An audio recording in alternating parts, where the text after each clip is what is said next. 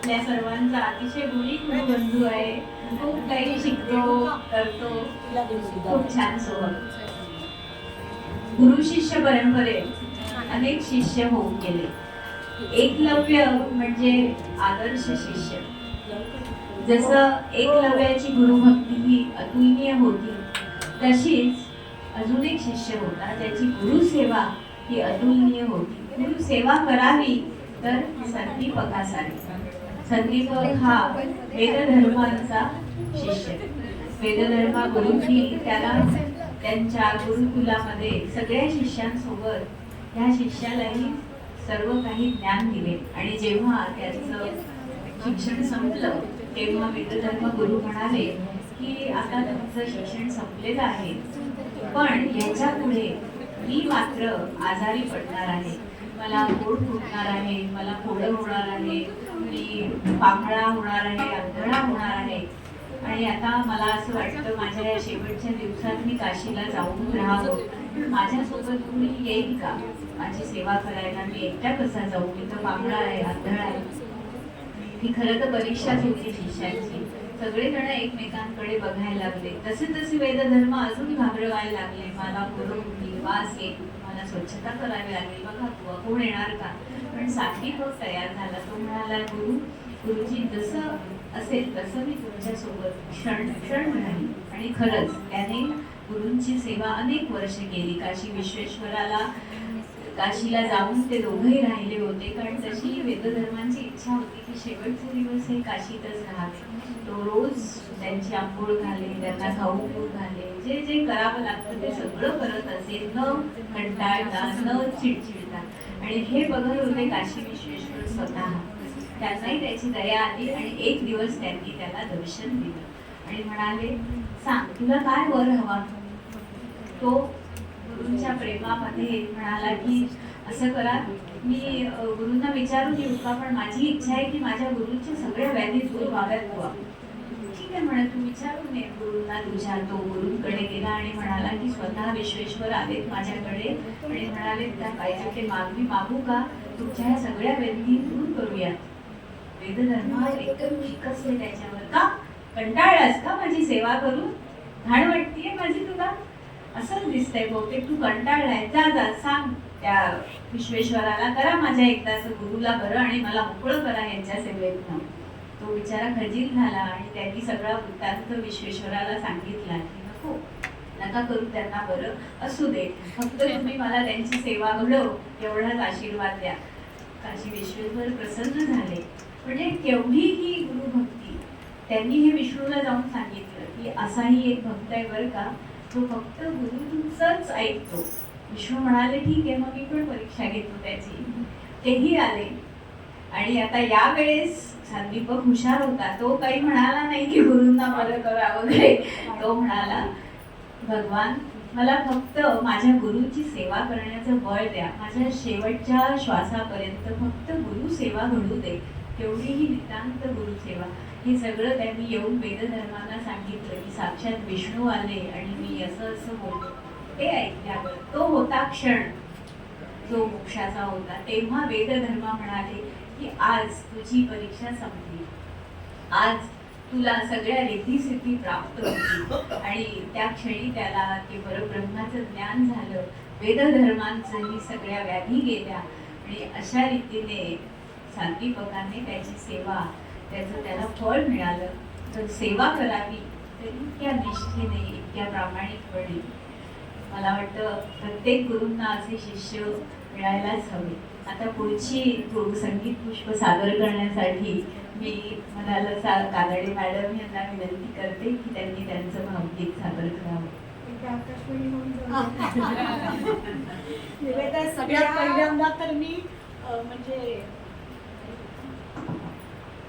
अजिता मॅडमचं खूप अभिनंदन करते. अत्यंत सुंदर समर्पक निवेदन त्या करतायत आणि इथे इतके आपले बाल गोपाळ सगळे आहेत तर त्यांना कथारूपी निवेदनात खूपच आज आनंद मिळत असेल याची मला खात्री आहे.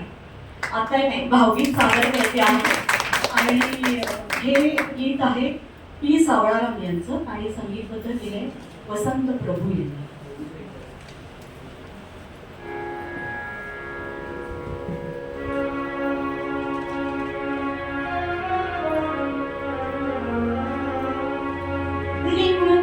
पाऊस पडे सारखा यमुनेला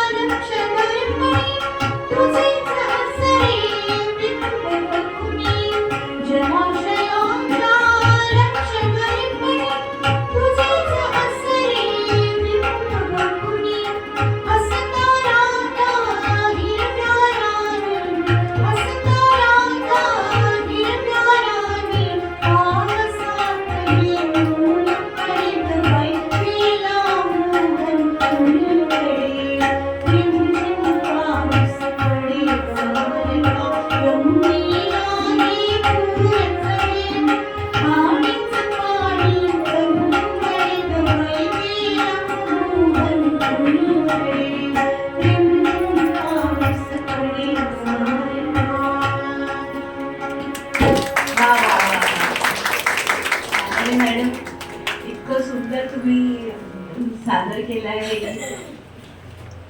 राधा कृष्ण यांचं. आपल्याला तर राधेची भक्ती माहितीच आहे.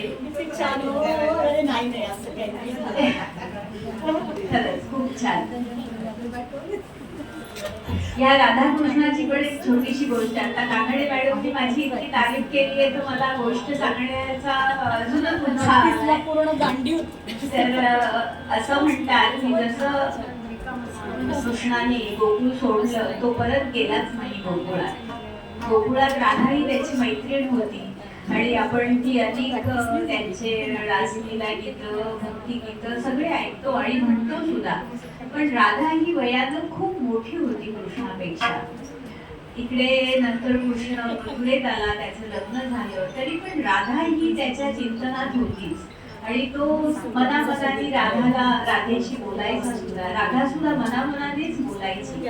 आणि एकदा झोपेतनं असंच एकदम उठला कृष्ण, राधे राधे थांब.